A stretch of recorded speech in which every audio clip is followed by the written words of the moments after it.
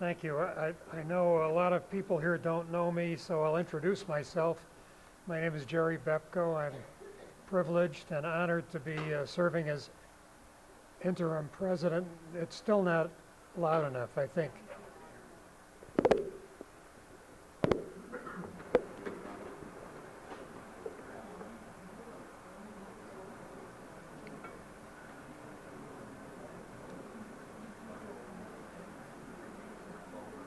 Is it getting better? No, I've got people in the left rear there who can't hear anything. I haven't said much yet, but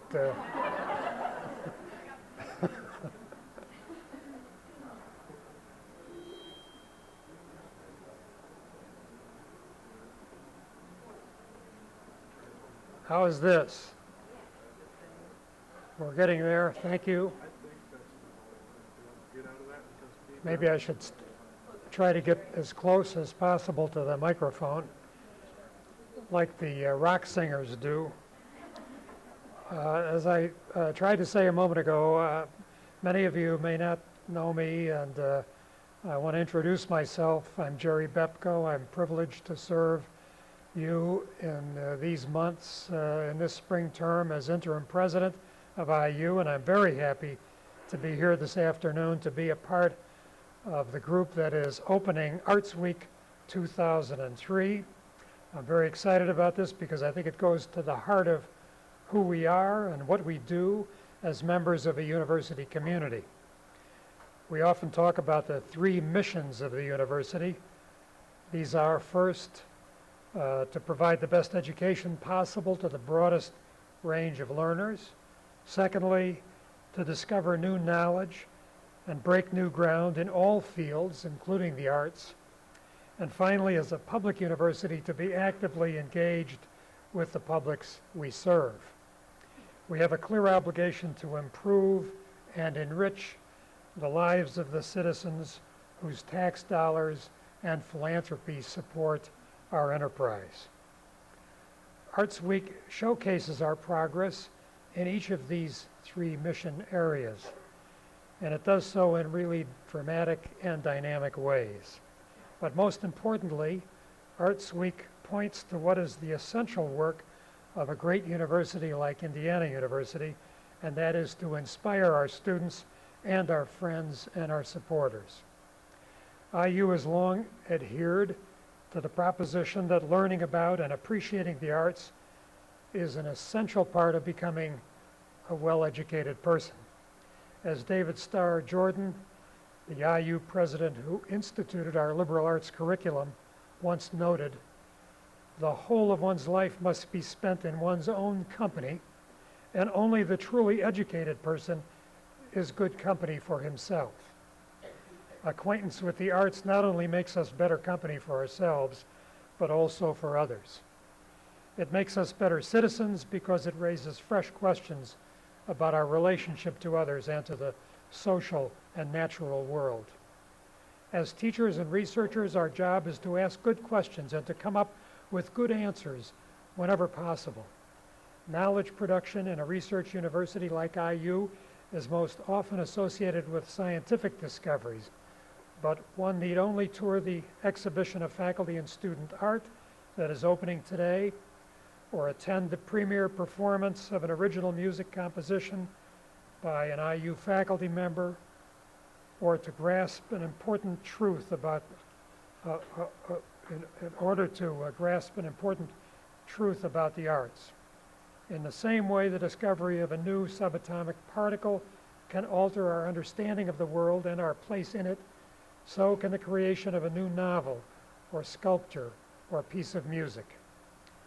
John Kennedy, in his October 1963 tribute to Robert Frost, put it this way: when poetry leads, with apologies for the gender references, when power leads man toward arrogance, poetry reminds him of his limitations. When power narrows the areas of man's concern, poetry reminds him of the richness and diversity of his existence. When power corrupts, poetry cleanses. For art establishes the basic human truths which must serve as the touchstones of our judgment. Arts Week is also a wonderful example of civic engagement and partnerships.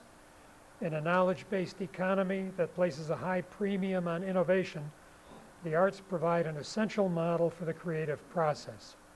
I'm sure many people here attended Richard Florida's lecture about the rise of the creative class, which he identifies as the major growth sector of the economy. Like Arts Week as a whole, that lecture was a partnership enterprise jointly sponsored by the university, local businesses, and the Bloomington Economic Development Corporation.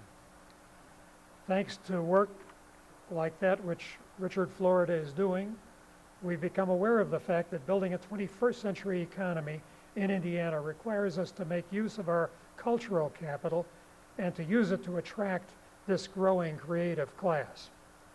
As a result, cultural tourism efforts with events such as Bloomington's Loftus World Music Festival or the Indy Jazz Fest in Indianapolis as magnets have become essential features of economic development across the state. I've become especially focused on these thoughts since being appointed to the Indianapolis Mayor's Commission on Cultural Tourism. The creative class has always found a home at IU. That is true in part because IU embodies the diversity of gender, class, ethnicity, and sexual orientation that Florida points to as one of the prerequisites for creativity. We value that diversity and we're committed to nurturing it.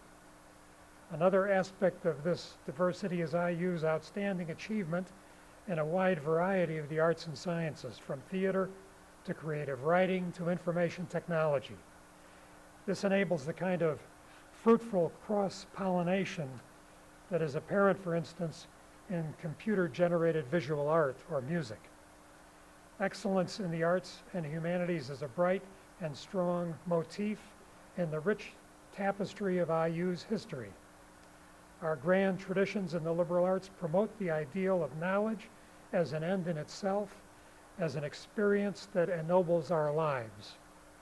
As John Kennedy also said, the nation or the community which disdains the mission of art invites the fate of Robert Frost's hired man, the fate of having nothing to look backward to with pride and nothing to look forward to with hope. As humanists and artists, we have a sacred trust to transmit the past to the future and to add our own creative voices to the continuing dialogue about our shared humanity. Arts Week illustrates some of the many ways we are doing that, and it shows how we are remaining true to that trust. It is indeed an example of our pride in the past and our hope for the future. But most of all, it is evidence of our ability to continue to inspire and delight one another. Before moving on in the program, I'd like to offer my compliments and the university's gratitude to Professor Kim Walker, who's Director of Artistic and Cultural Outreach. Thank her for her fine work on Arts Week, and thanks also to the City of Bloomington and Mayor John Fernandez for collaborating to make this a genuine town gown enterprise.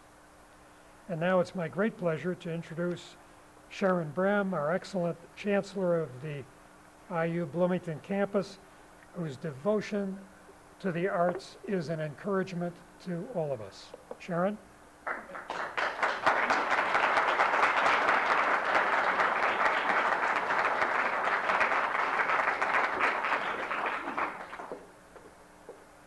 Thank you, President Bepko. It's a great pleasure to be here with all of you. And I just want President Bepko to know how very, very much we on the Bloomington campus appreciate his leadership during this crucial transition for Indiana University. We are extremely fortunate to have such a knowledgeable, highly skilled, dedicated, and now here's the most important characteristic for tonight, arts-loving interim president. So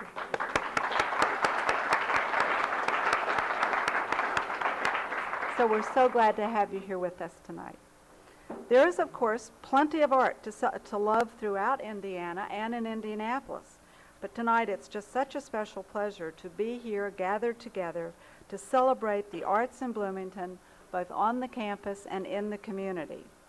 As we all know, the treasure trove of Bloomington art is a very large one, filled with all sorts of precious objects and performances, constantly replenished by our active, creative, and prolific artists.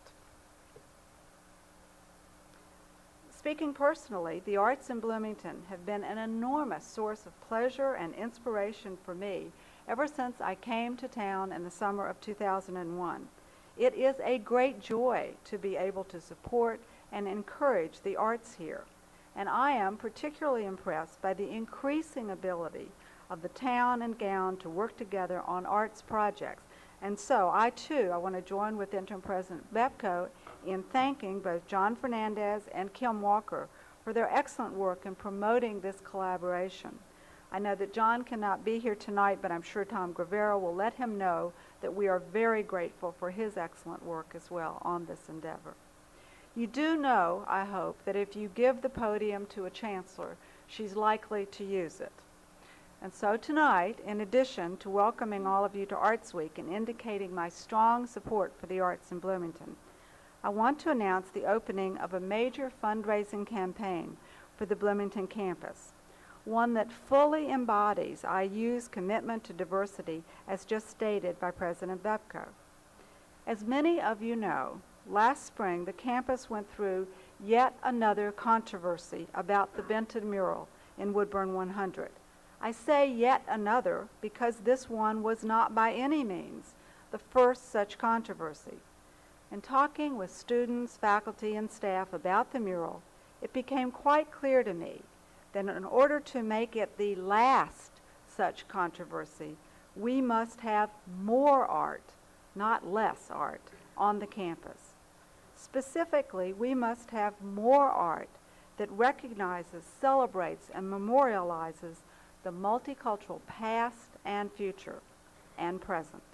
And we must have more multicultural artists, including students, faculty, and visitors on our campus.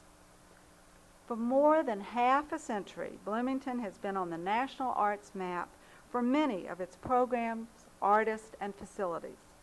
Now, in this new century, Bloomington also needs to establish its place on the national arts map for its multicultural art and its multicultural artists. To help us achieve this goal, the Bloomington campus, with the excellent assistance of the Indiana University Foundation, has established the One for Diversity Fund.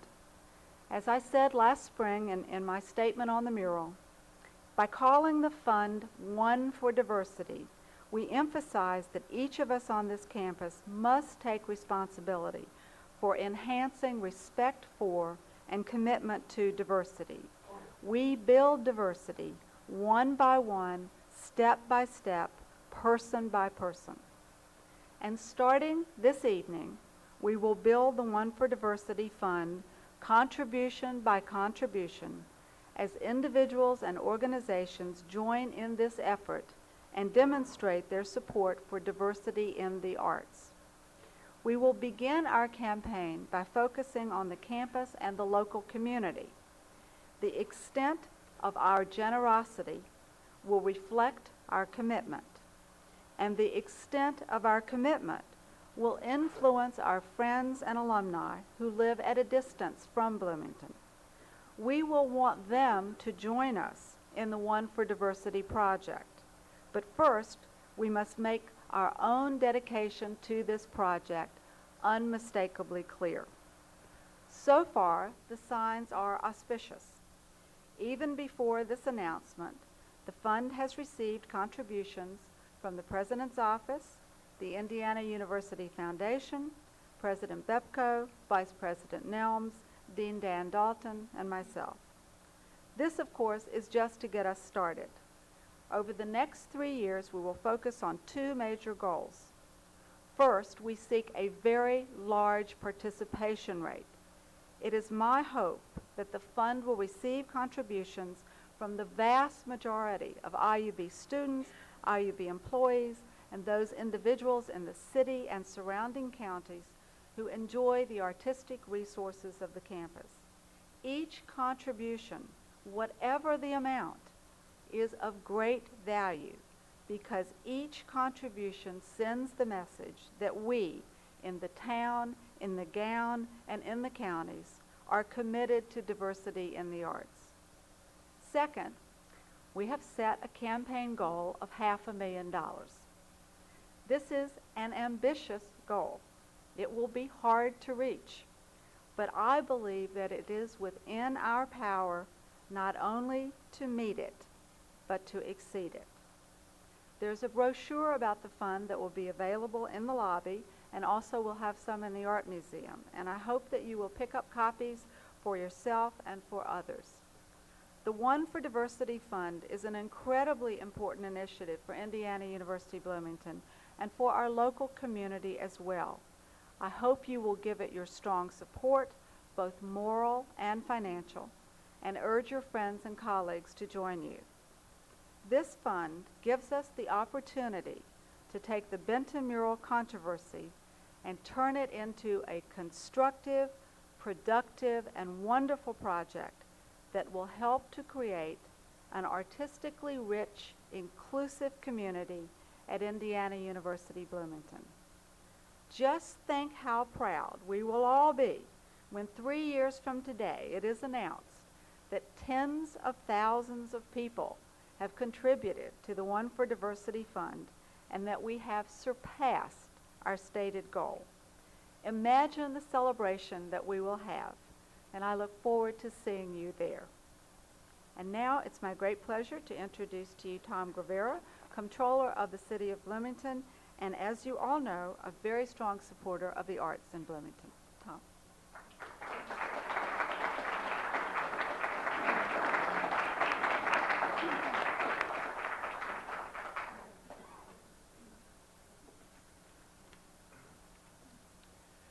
Thank you, Chancellor Brem, for that most gracious introduction.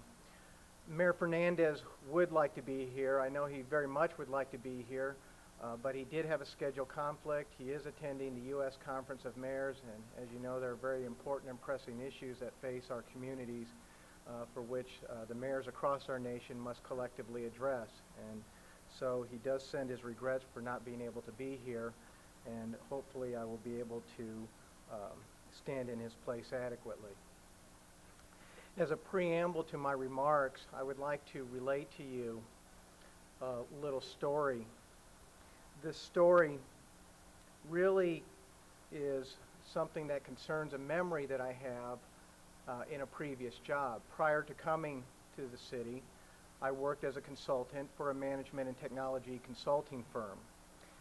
Part of my job responsibilities was to interview students who might become prospective employees of our companies, and I traveled across the Midwest and East Coast to several universities interviewing both graduate and undergraduate students.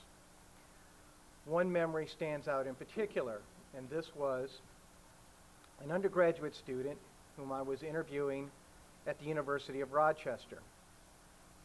This student was a computer science major, and he was seeking a position as a computer programmer in our company. As I looked at his resume, I also noticed that he was enrolled in the prestigious Eastman School of Music, studying piano. And I commented to him that I thought it was a bit of an unusual combination, a computer programmer and a pianist. Well, to summarize his response to me, which I thought was just absolutely remarkable, he said, "Really, the study of piano helps me become a better programmer."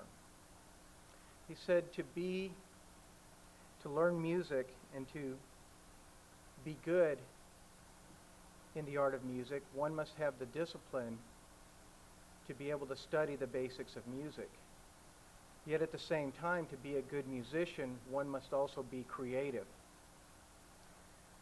Computer programming really is much like that. Our greatest advances in technology have come not just through the rigid application of rules that are most often associated with computer programming, but really have come through creativity. And I thought his answer was remarkable because he really emphasized the essence of advancement in technology. And so I know as I left that this student, regardless of his chosen path, would be successful at whatever he undertook, for I think he really got it. Since Mayor Fernandez was first elected and had taken office, one of his major priorities was to improve and enhance the quality of life for the citizens and visitors to Bloomington. I believe that our quality of life here is largely based on a culture that is colored, textured, and flavored with an abundance of arts and humanities that are available to us. Over the next 2 weeks, Arts Week events will take place in about 25 different venues. 40% of those venues are not on the campus, but are in locations throughout the city of Bloomington. This extraordinary outreach and collaboration between the university and community could not be done without the support and work of several people. I would like to thank former President Miles Brand, current interim President Jerry Bepko, Chancellor Brem, and especially Professor Kim Walker for extending the hand of partnership and working with several of our community organizations to make Arts Week the great midwinter celebration that it is. The city of Bloomington is indeed devoted and committed to a working collaboration with the university for cultural outreach and enhancement.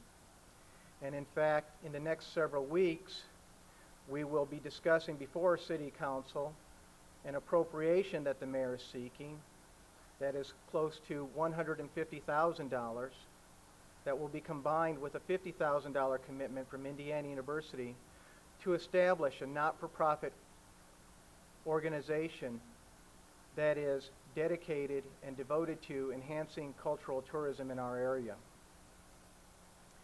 On behalf of Mayor Fernandez and the City of Bloomington, I extend my greetings and welcome to all of you and encourage you to invite a friend, invite a neighbor to come out and visit and experience all of the wonderful things that this university and this community has to offer.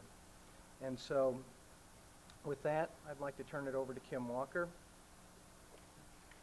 Continue on.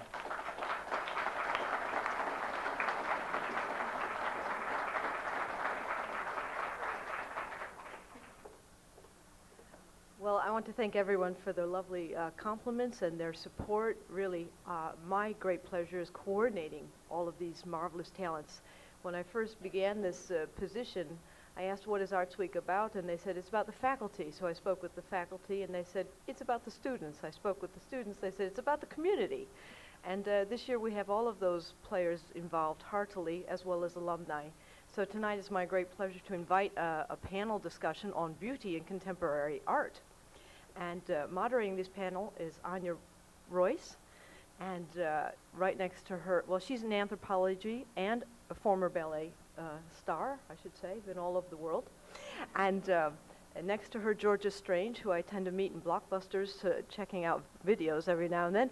But you wouldn't know that by the incredible sculpture she creates. And Howard Jensen, wonderful producer. I hope you've seen some of the plays in the theater department. And Karen Hansen, our wonderful new dean of, oh my gosh, I'm doing a blank. Honors, thank you. I've known her in many roles, that's why. But we're delighted to have her background in philosophy joining us. And there's one surprise guest who will appear rather late, untimely, and of course it's the musician. And Imre Pala will join us shortly. He's involved in the Miraculous Mandarin, which will be performed next week. So thank you very much and welcome. Showtime. Thank you, Kim. I want to add my welcome to all of you and encourage all of you to take advantage of the many, many performances, exhibits, lectures, and events that are packed into these 2 weeks, brought together for Arts Week 2003. This is a panel of extraordinary individuals. Actually, we had a rehearsal this morning, and I found out how extraordinary they are. They include practitioners of art, former practitioners of art, philosophers, and scholars. So we have different experiences and different viewpoints from which to tackle some of the thorny questions embedded in the title, or should I say titles, and theme of the panel. Some of those questions might include, what is the relationship between art and beauty?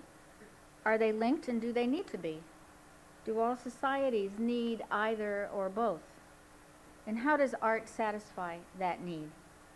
Are there some fundamental qualities that define beauty no matter what the artistic genre? And finally, can beauty be out of fashion, and why? We're each going to take about 4 minutes to make 1 or 2 points that we think are the most important to begin with. And some of us will have examples to illustrate the points, but I want to say that these are not formal presentations. We would like to think of this as a conversation once we get some things out on the table. And we will invite you toward the end to join us with questions, challenges, not too many of those, observations. Congratulations are always welcome. And there are 2 mics out there. So without any more introduction, Georgia. Anya and I have to share this. Thank you. Referring to our meeting this morning as a rehearsal was rather generous on your part, but we are emphasizing spontaneous interaction with all the constituents on this panel, as well as our audience. So we do want to encourage discussion. I want to begin my brief remarks with 2 images. And I've chosen examples of masks from the Dan culture in Liberia, West Africa, also in the region of Ivory Coast. And these masks represent somewhat of a polarity of a visual sensibility. But I think both of them are incredibly beautiful images. They achieve beauty in different ways, in different, using the elements and principles of design. They achieve beauty in radically different ways. One appears rather rhythmic, and there's a certain elegant quality to that mask. The other one is a little more intimidating. It has shotgun shells. There's a kind of exaggeration that's very different in the abstraction and how abstract language plays out. So there's kind of an intimidating, aggressive quality to one of these masks. Yet both of them are beautiful. And the reason I'm showing this is because I think it's not so important how we define beauty, because that is endless argument, but that we value it. And I think in the 20th century, there's been a real disenchantment with beauty. And that, I could probably point to Duchamp early in the century, where he emphasized idea as critical to art. And of course, ideas are critical to art and always have been. But the emphasis, or the emphasis on idea and the conceptual content to the exclusion of the visual concerns is problematic. And that's why I use the word disenchantment. And we see this culminating in the move in the 70s of conceptual art. And for myself as a visual artist and as a teacher of visual art, this language, this visual language, seems to be crucial to visual thinking.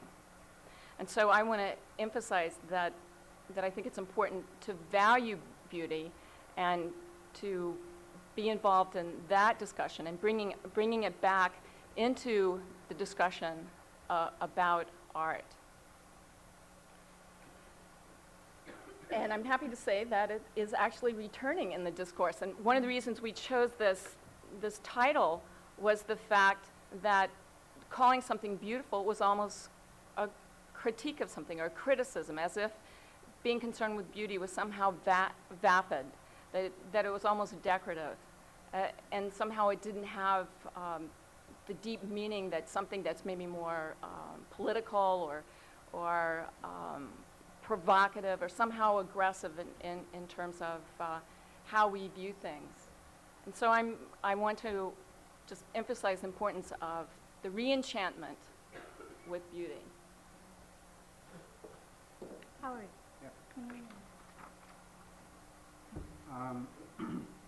This past week, a grand old man of the theater died, in that he was almost 100 years old when he died.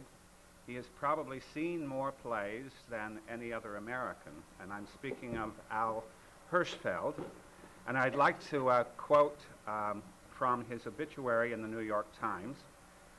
He wrote a letter in 1986 and expressed his opinion about an article in the science section on defining beauty. And I quote, "Beauty is incapable of being defined scientifically or aesthetically. Anarchy takes over. Having devoted a long time to the art of caricature, I have rarely convinced anyone that caricature and beauty are synonymous.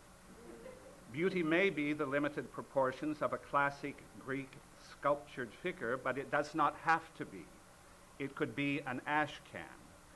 And I think that's where you get into maybe the area of anarchy, what is beautiful. Talking with many colleagues and students, I discovered that beauty is not greatly discussed anymore in the theater. I think it should be, but it isn't. It was to a great degree in the 19th century. I suspect that because of the advent of naturalism and realism, that beauty maybe became seen as superficial. With naturalism, the truth was stressed much more than beauty. And also with naturalism and realism, ugly aspects of human existence were treated realistically. Now, I think those plays that fall into that category, such as Ibsen, Strindberg, Miller, Williams, Albee, because those writers are indeed poets in their own way, the works survive. But I rarely hear people talk about beauty in the theater. I believe that if a theater practitioner were told that their work was beautiful, it would be taken as a compliment. But once again, we just don't talk much about it.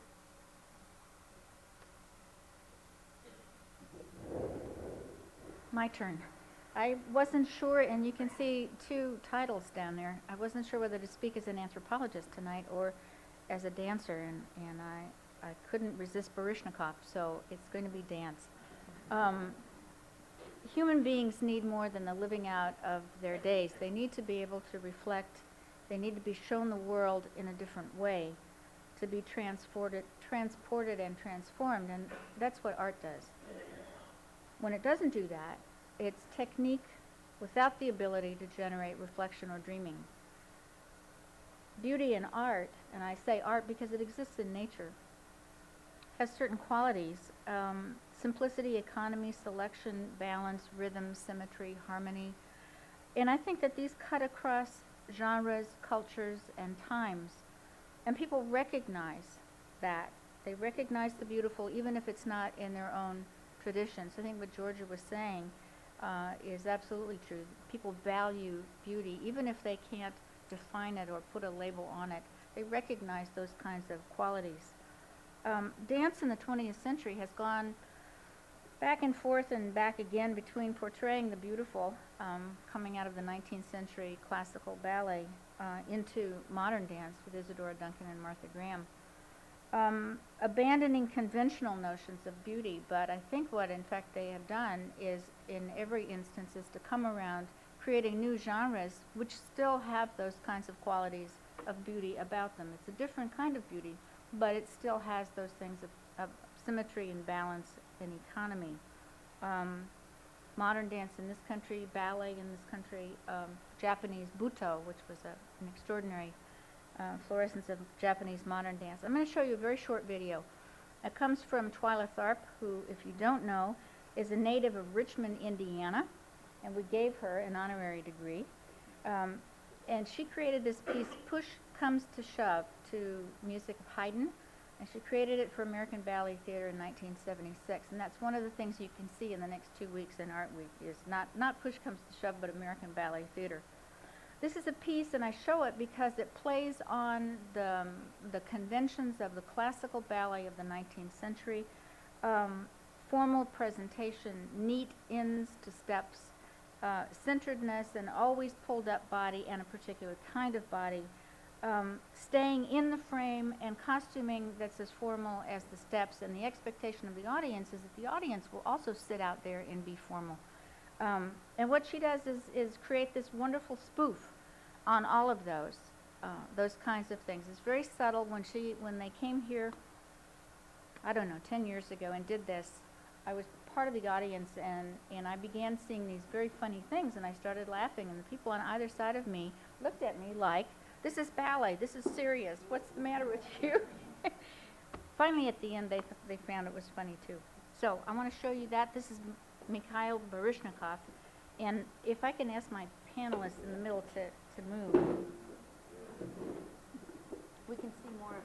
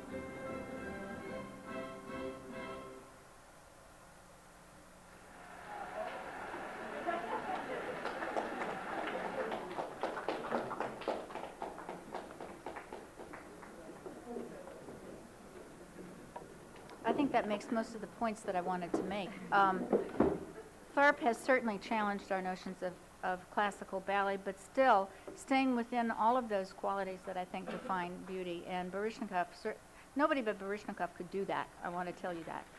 So, Imre. Yes. Imre Palo is our mystery guest. Just Oh, was I a mystery guest before? you were a mystery guest. Oh, well. Yes.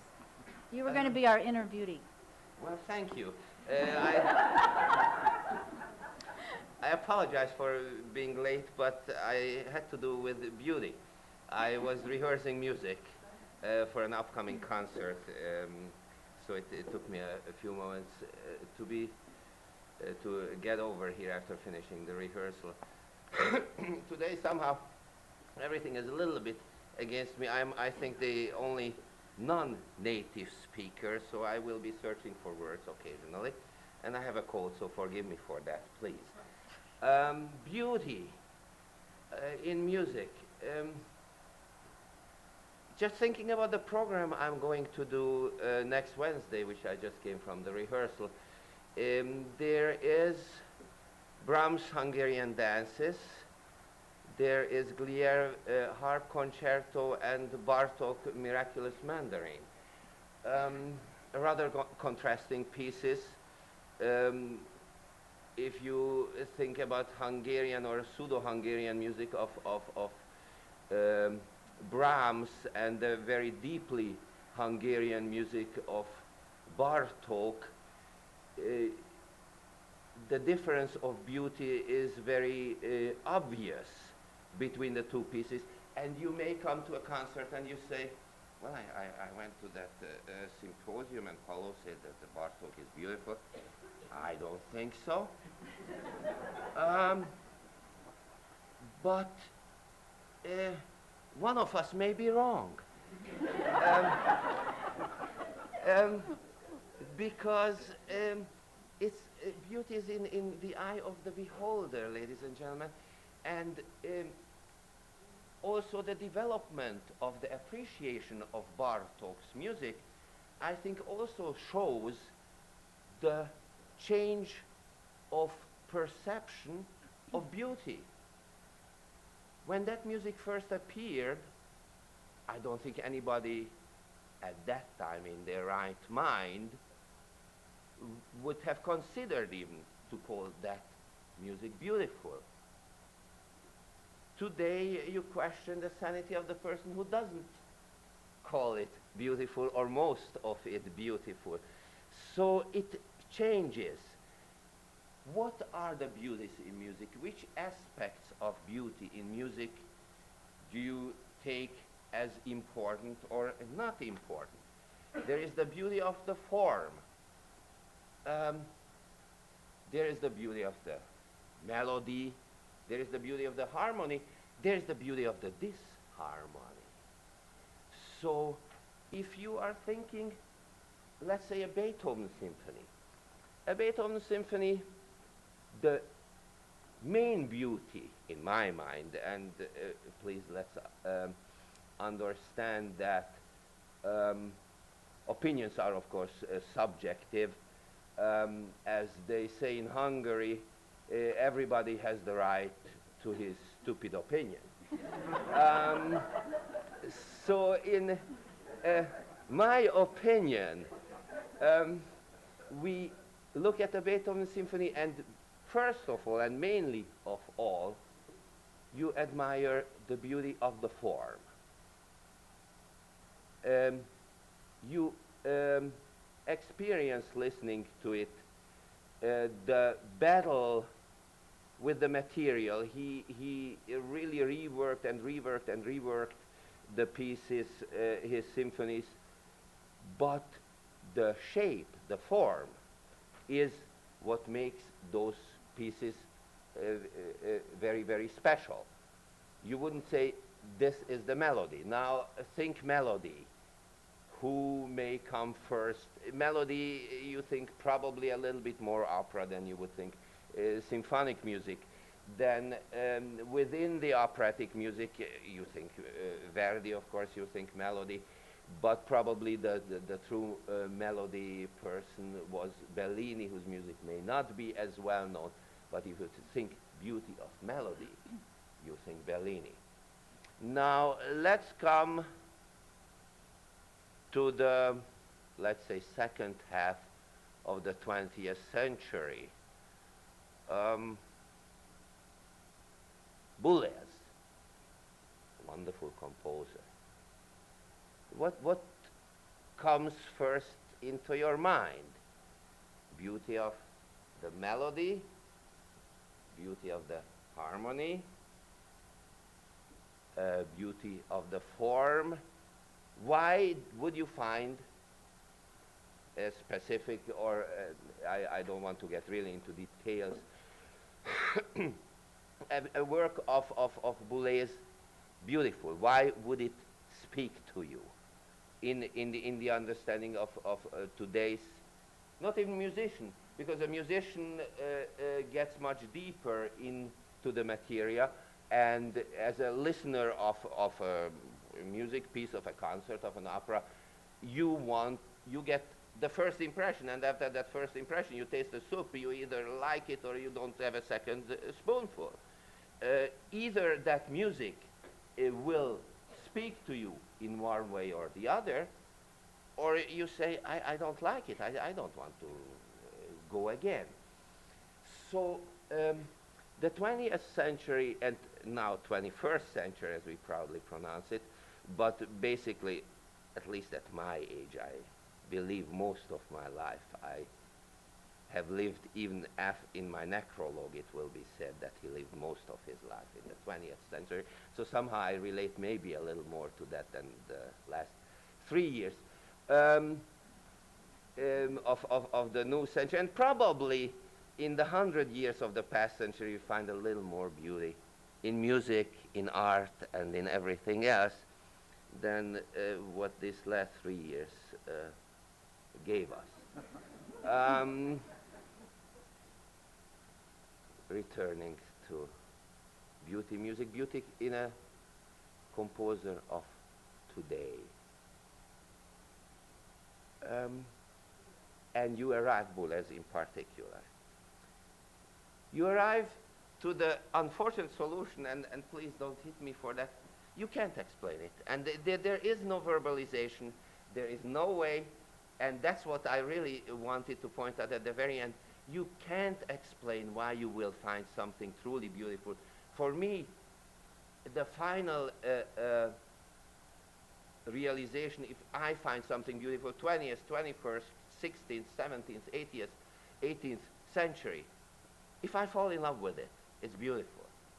Art, if it's a statue, if it's a picture, if it's music, if I fall in love with it, do I have to explain why I find it beautiful? No, I don't think so. I don't think so. And you may find it ugly and I may find it beautiful, and we are both right. I think that's where I want to leave my little contribution. Thank you.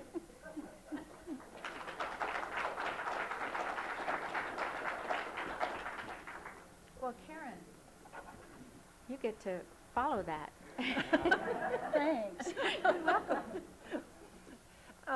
Philosophers, of course, have spent a lot of time, since they can't create the art, in trying to come up with the definitions.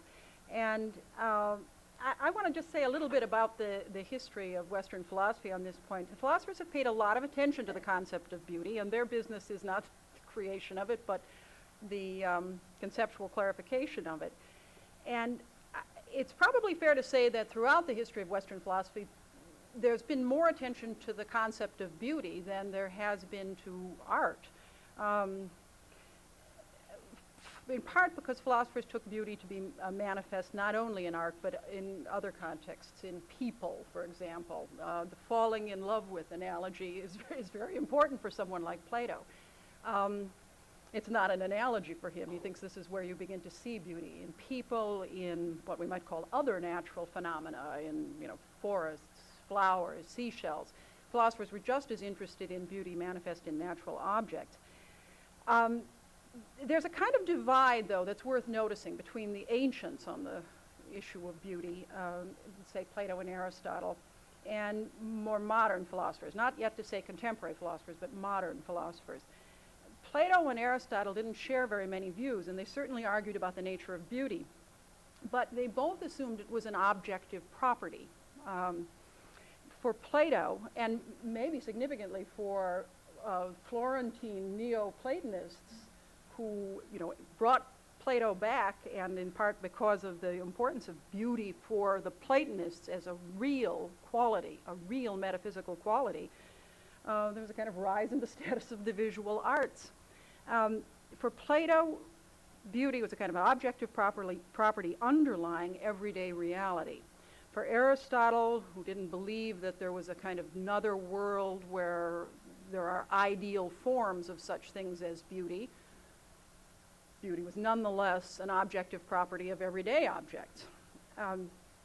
Modern philosophers, however, now I'm thinking about the time around the 17th century, are struck by the subjective character of experience. And in particular, well, that's not fair to say, it's not in particular. It includes the experience of beauty. They're struck by its subjectivity. And they didn't come up with any lines like everyone has entitled to his own stupid opinion, but it kind of amounts to that. I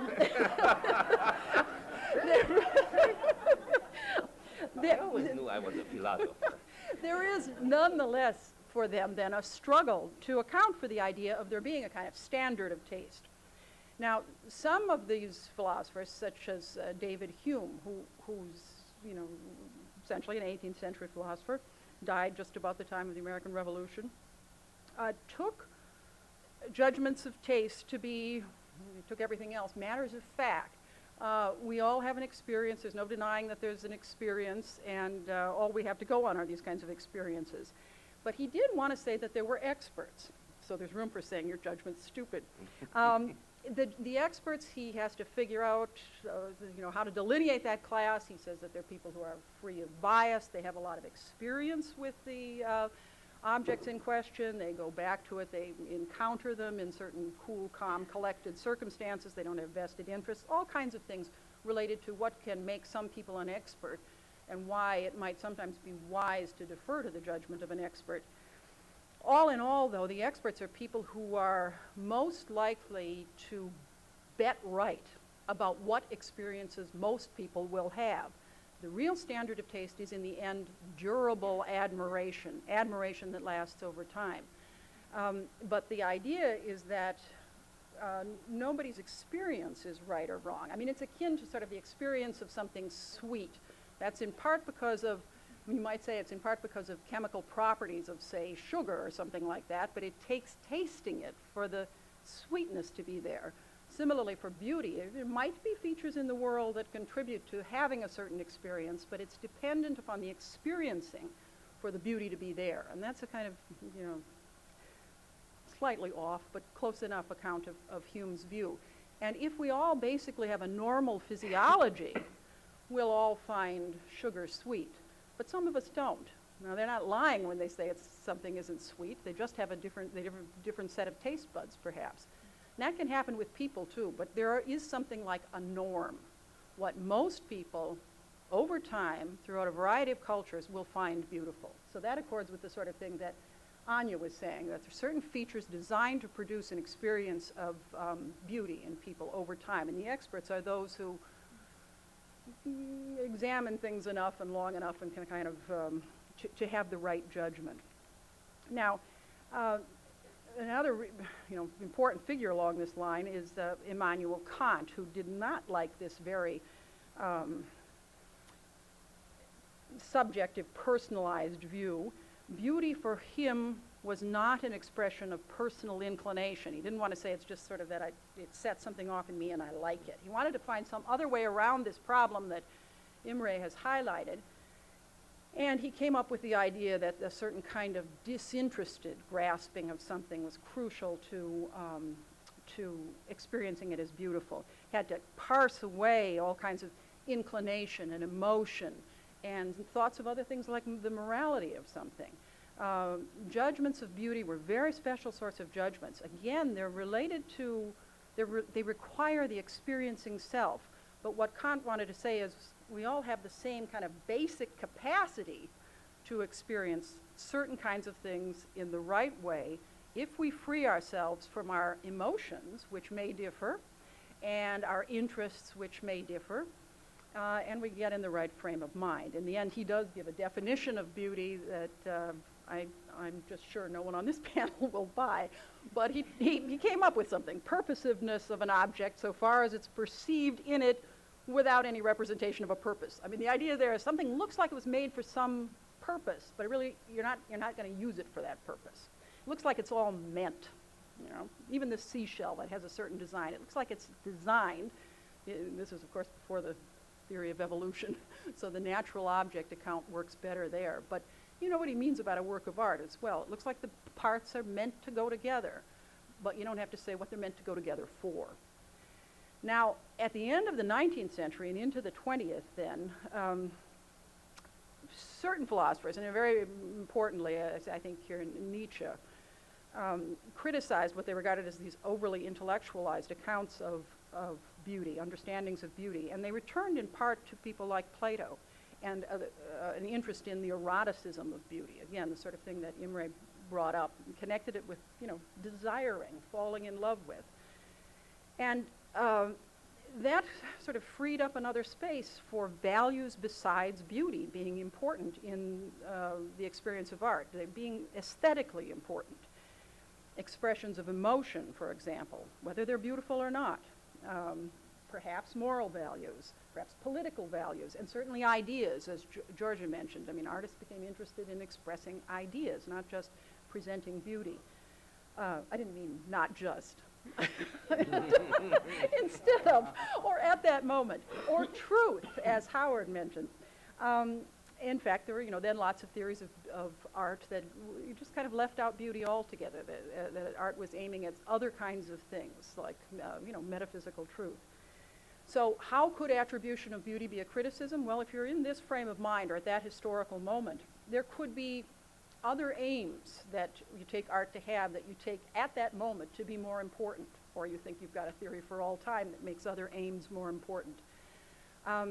I think one of the things that the panel suggests is that these things do shift over time. There are various emphases that artists might want to have for various reasons, not unrelated to the history of their art up to that moment.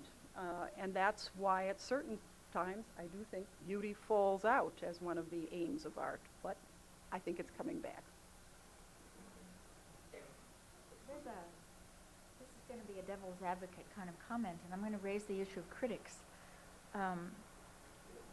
Nobody's favorite who's in the art, or any kind of art. But what Imre was talking about new genres, basically, challenge old paradigms and old expectations and old assumptions. And so people object to that because they're not familiar with it. Is it the critic's role then to try to educate audiences? And what Karen was talking about when she was talking about Hume and the disinterested expert, perhaps the critics play that role as well. I just throw that out. May I? That more, as a performing artist, you are also. But I was thinking about that because I was just thinking the disinterested and who criticizes it from outside. I mean, just think about Hanslick, who was a great fan of Brahms and a total contrary of Wagner, and really didn't like it. So I believe that the person who thinks that she is outside of it and just criticizes it per se without emotion, so to say, can be just as wrong, and can miss the goal just as well as somebody who just purely emotionally comes. So which is the better? I don't think we can decide that. Approach beauty, art in altogether from the more emotional point of view, or we want to approach it more from clearly I am just believing that these are the rules to find something beautiful, find something good. Music, art, and so on can be good without being beautiful, or vice versa. I love beautiful, which is not good. Anyway, which is the correct? Let's hear it from the knowledgeable lady. The involved or the uninvolved? Yes.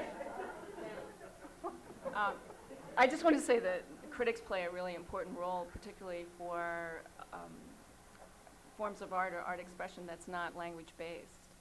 And whether it's a historian or a critic, they're trying to use language, which is, for all of us, our primary means of communication. So I think it's really important to have critics, whether, they're constantly evaluating or judging, but it really adds to the discourse. And I mean, I referred to Duchamp early on, and hopefully I didn't sound that, I don't revere him, because I do. He just had a major impact in terms of this emphasis on idea over the visual. But Duchamp talked about the creative act, which involved the artist, the audience, and the object. And that's really about how that interaction is so critical to the aesthetic experience. I mean, it's the tree falling in the forest. So it's that interaction that's really key. But something else that critics do, talking about this language, they put things in a language, a verbal, linear language. A lot of art making is more phenomena. If I could say the word phenomena, whatever that word is, that I'm sure Karen can say, I can't say it. But it's phenomena, and how that, and it's more holistic than language, which tends to be linear thinking. And just listening to people talk about it, it's this idea that there are parts just like there are sounds that make words, and that those parts have to be put together to make words, and then they have to be put together in larger relationships to make sentences, then to make paragraphs. Well, the same kinds of things are going on in visual formats, whether it's a line or plane, color, or whether it's movement in Baryshnikov. It's a language that has, to some degree, what move toward, maybe it doesn't have rules, but some of the things that these principles that we've talked about or we've alluded to, whether it's compositional balance in whatever form, whether it's visual or sound, that these are how we judge as artists, as performers, whether what we've done is complete, that has that idea of it's meant to be, that things that are in there aren't superfluous. It's meant to be there. There's a sense of fit, a sense of wholeness in the composition. Well, exactly, and the wholeness of a composition, the shape of it, and if it's a if you are in the business, let's say in music business, there is a form, there is a sonata form, let's say, you know it. The person who listens to it feels the form, though doesn't know it. And I think that's why form is a very important and crucial element of art, because even if you don't realize that it's there, if it is there, you understand it is the feeling of it. It's just you feel that there is a shape to it, or you feel that there is no shape to it. And I think it's very important.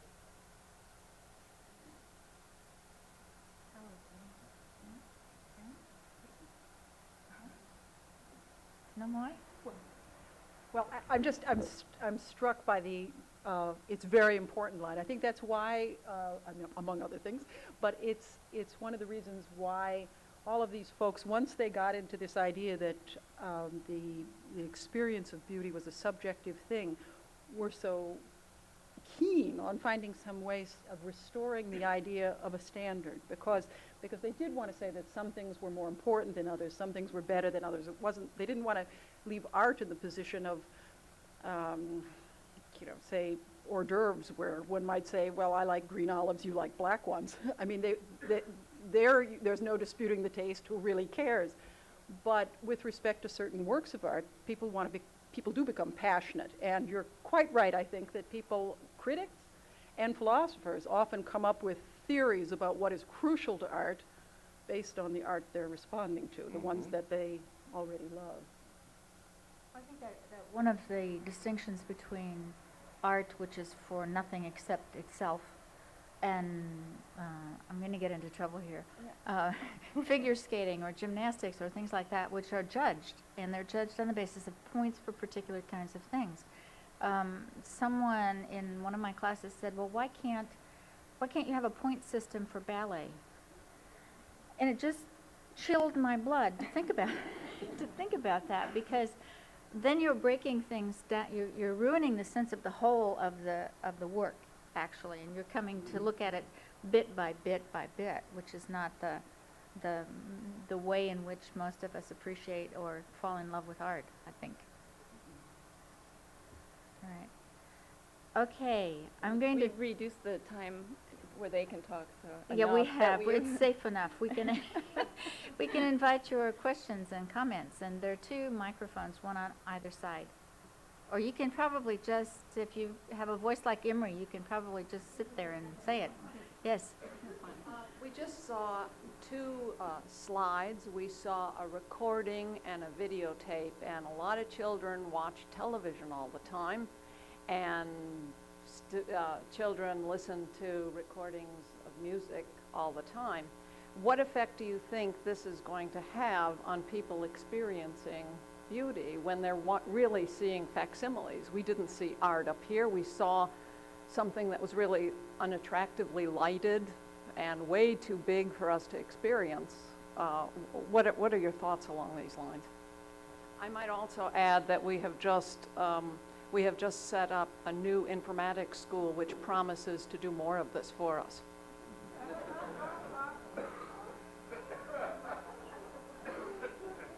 don't think it's all that helpful, frankly. I originally brought a DVD of a Bergman film, a section that I find especially beautiful. I finally, since I wanted to confine my remarks mainly to theater, did not show it, because that's not theater, it's film. Even though Bergman is known in his own country more for his theater work than his film work. The only way you can experience theater is the live event.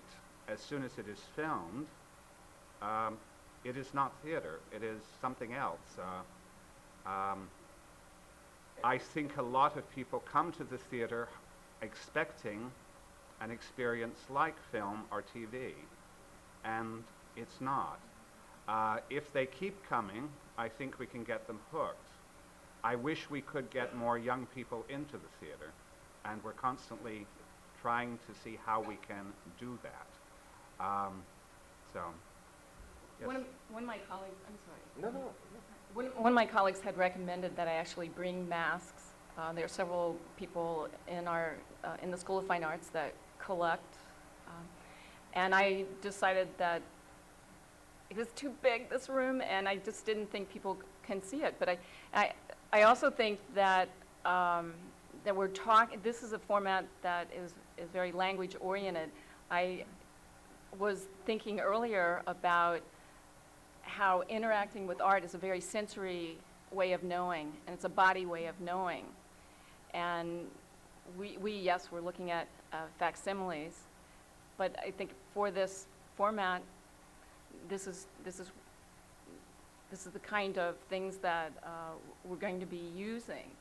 Fortunately, this is going to be followed by an exhibition, a gallery, where people can physically sense the work. So they'll be reflecting and sensing with their body, with their eyes. And we're using the format of the eyes to talk to all the senses as a visual artist. And you think about how different forms of art maybe uses 1 or 2 senses to essentially talk to the entire person, which is very physical. That we're physical beings. I very much agree, and I very much agree with Howard. I think the media should be just an appetizer, so to say, for the real thing. The real theater experience, the real concert experience, the real opera experience, the real experience, if you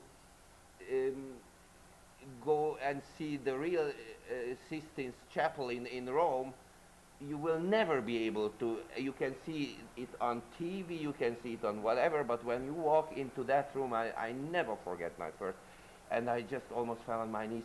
The real experience is never comparable with the way it's being shown in the media. I never forget a wonderful experience I had years ago in Washington. We were there with the City Opera, and I went to an opera performance of Turandot. And in the intermission at that time, I was still a sinful smoker. Somebody came up to me and said, "Do you like opera?" I said, "Well, it's a living." He says, I just fell in love with it.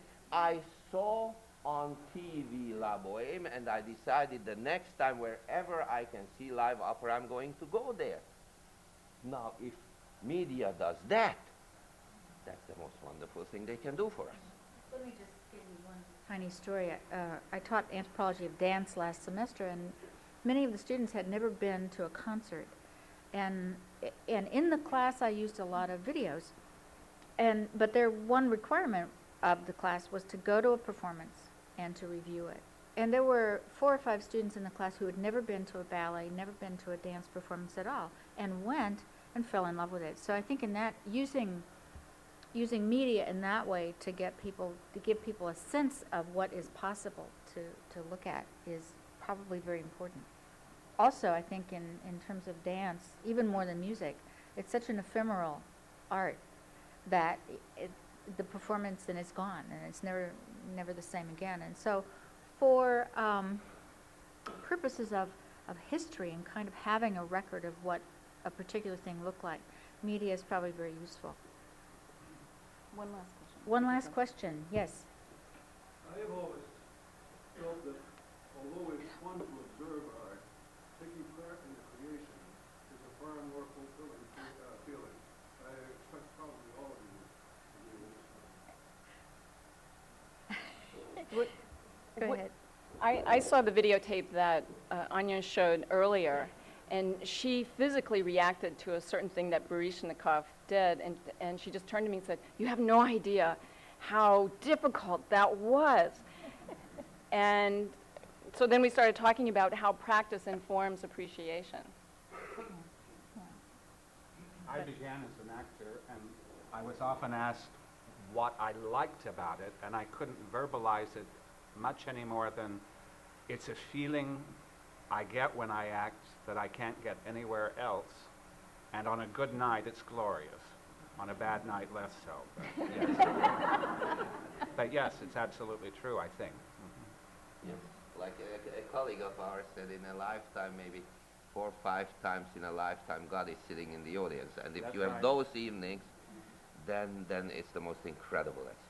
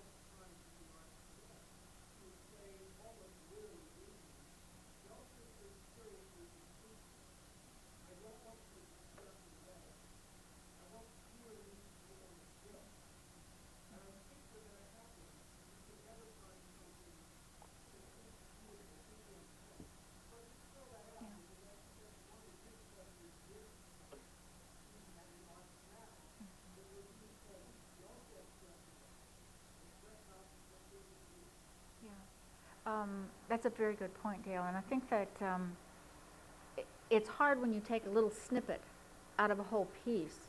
I think if you saw the whole piece, then you would have a sense of the whole and where everything fit, and you would be able to make judgments that you can't make when you see just a very small piece of it. So on top of it being not the real thing, it's also just a piece of not the real thing.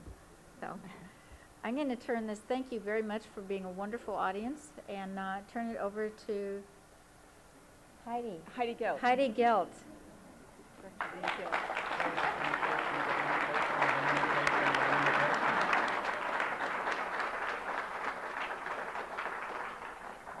Thanks, Anya, and thank you to the panelists.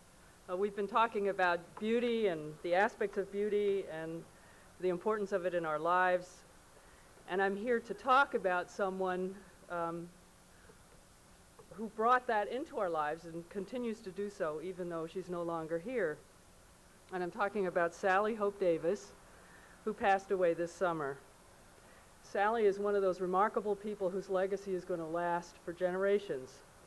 She married Henry Radford Hope in 1944, 3 years after he became the director of the school that now bears his name. She and Henry were definitely united in a personal passion, but they also had a passion for the arts and for collecting and for friendships with artists, and it shaped their entire lives. In the summer of 1944, that's the summer in which they were married, they purchased Picasso's L'Atelier, or the Studio, of 1936. It's the final and most ambitious painting inspired by Picasso's liaison with Marie-Thérèse Walters. And Sally bought that painting. She preferred it to the mink coat that Henry suggested she might want to buy. That same summer, she and Henry purchased a Brock entitled Napkin Ring, a Major Oil of 1929. And in 1947, as the war was going on, they had fallen in love with the work of Henry Moore and purchased his reclining nude directly from the artist. Over the years of their collecting, they purchased many other important works, Marino Marini, Marston Hartley, Derain, Dubuffet, a wonderful 18th century work by the Italian Solimena. All of these are now, and many more, cornerstones of the Art Museum's collections. The Hopes also befriended artists, including Max Beckmann, and in 1947, Henry tried to lure him to Bloomington with a job, and I think he was here briefly, decided ultimately to go to St. Louis. But they loved Beckmann, purchased his work, and ultimately commissioned what would become Beckmann's last portrait. It was done of the Hope family. It was completed in the summer of 1950, delivered to the Hope family in the fall, and Beckmann died just a few months later in December of that year, 1950. Many of you in this room still remember Henry Hope's dramatic demise in the atrium of our new museum on the occasion of the dedication of the Tony Rosenthal sculpture in his honor in the fall of 1989. After 45 years of marriage, focused around a thriving family, her husband, and a love of art, Sally became a widow. Less than a year later, in fact the following spring, Sally returned to Bloomington as a new bride, bringing her childhood sweetheart with her, Charles Davis, as she dedicated the gift of a Mayol sculpture, Ile-de-France, in Henry's memory. The time that Sally came to visit, she took me aside and she said, you know, a lot of people are probably going to say I should have waited a year, but at my age, you can't afford to wait. Every spring after that, Sally and Charlie made an annual pilgrimage from Fort Lauderdale, Florida, which was their winter home, to Michigan, which was their summer home, and they always stopped in Bloomington. Sally would always come to see us and sit with her art collection. She would simply ask for the chance to sit, and she mainly sat on the bench where the Stuart Davis and the Marino Marini and the Picasso and the Marston Hartley and the Dubuffet just surrounded her. In one of those visits, Sally and I were walking together through the museum, and I just sort of gently asked her if she liked Michigan, where Charlie had his summer home, as much as she liked the Cape, where she and Henry had a compound. She took me aside and she said, my next husband is not going to have his own summer home. For the past few years, this elegant and beautiful woman began to slow down. She didn't make her annual visit last summer, and towards its close, Honey McLennan Dale, one of her daughters, telephoned me with the sad news. Sally's ashes were scattered at her beloved Cape in a family ceremony. Many of us here sent flowers and condolences and remembered a lady of elegance, style, grace, and a love of art, as well as a sharp sense of humor. The family also wanted to remember her, and they chose a wonderful gift.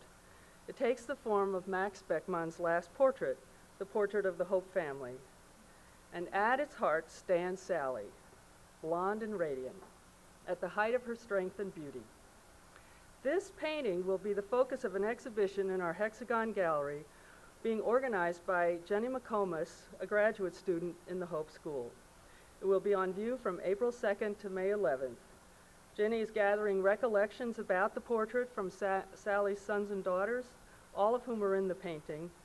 And these personal reminiscences, together with drawings and other diary entries and other information we can glean, will be part of this focus exhibition. It will be a gem and it will be a fitting tribute to Sally. But mostly I stand here now because we are dedicating the whole semester's worth of exhibitions to Sally's memory, because she loved art, and she supported the works of her contemporaries, and she loved the Hope School. They always wanted to know what was going on with the studio faculty. They believed wholeheartedly in the importance of visual creativity, and they set the high standards which the Hope School has maintained for decades with its top ranking among art schools. One of the school's great strengths is its commitment to tradition while always being open to innovation. It's a very, very tough balance, easily tipped too far in either direction, but that balance is perfectly maintained here. Henry and Sally both believed in the fundamental issues of seeing, learning, and training the eye, and both of them pursued this with a passion that was for the art that was contemporary in their own day. The strength of their vision and taste is borne out by the masterpieces which they've acquired and which remain the stars of our museum. Sally gave us her treasures so that faculty could teach and students could learn from the best. Sally would have absolutely admired the outstanding exhibition put together by the creative faculty of the Hope School of Fine Arts this year. All the shows, as I said, both faculty and MFA, and the Beckman Show are dedicated to her memory and to remind us all of Sally's fundamental importance to Indiana University. I thank the Hope family for their generosity, and I thank Janet Kennedy and Georgia Strange for partnering with us on this important collaboration to honor Sally in this way. And I especially thank the Hope School of Fine Arts faculty for their unstinting hard work and hard-won achievements in their creative endeavors. On the occasion of Arts Week, which is the opening part of the celebration of the biennial Hope Faculty Exhibition, our dedication of this exhibition to Sally Hope is a truly fitting tribute. Thank you all so very much.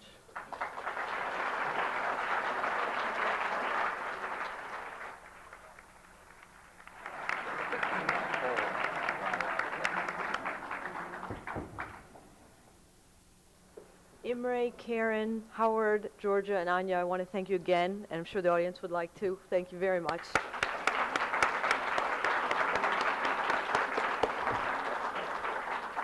I feel like one of those little old ladies that can just see over the dashboard, but yeah, I'll grow for next year perhaps. Anyway, please, I encourage you to enjoy one of the next 56 events that are going on in the town and gown celebration here. The welcome table tomorrow night is one of the most unusual creations Malcolm Dalglish and Lotus have produced for Arts Week. There is a beautiful limestone table. There will be a fire cooking pies and a 1-hour theater production with music and artists from the community and Indiana University, never been seen before and never to be seen again. So it's your one opportunity. And if you've had not enough of these videos and enticements tonight, tomorrow morning at 10 o'clock, Anya Royce is giving a talk about the superstars of the performing arts. And tonight, we didn't make that distinction between creative and recreative arts, but one of my colleagues has a nice saying in the School of Music. He says, in the morning, as we're teaching, we pretend we're God. And in the evening, when we perform, we prove we're not.